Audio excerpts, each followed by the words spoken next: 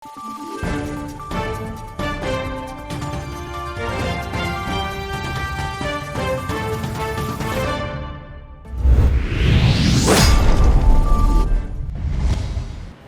patuloy na pagtaas ng pamasahe at lumalalang trapiko sa bansa, higit sa libreng pamasahe, mabilis, maayos at ligtas na biyahe ang hatid ng OVP Libreng Sakay Program sa mga Pilipinong commuter.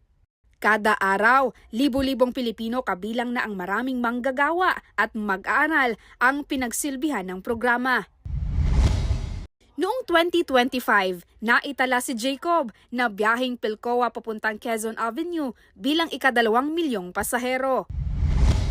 Hulyo nakaraang taon, pinalawig pa ng OVP ang operasyon ng libreng sakay buses hanggang hating gabi upang matulungan ang mga pasaherong na stranded dahil sa malakas na ulan dulot ng habagat sa Metro Manila.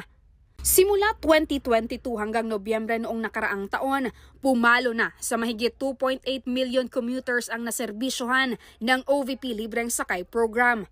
Sa kasalukuyan, 9 na OVP Libreng Sakay buses na ang umiikot sa buong bansa. 4 nito sa Metro Manila, 1 sa Naik, Cavite, mayroon din sa Cebu, Bacolod, Davao at Tacloban.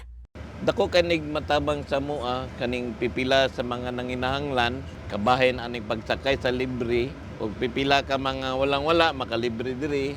Ang mga proletaryado nga mga magu kani kaning mga liburer makalibre.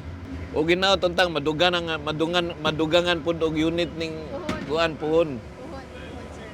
Madungan ang unit ni whole week na ana.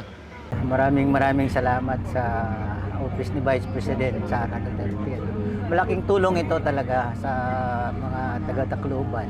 Komportable siya, mabango, tapos siyempre makatipid sa pamasahe. Tulad ko, ako isang commuter. Di talaga ako commuter, pero isang senior citizen na ba?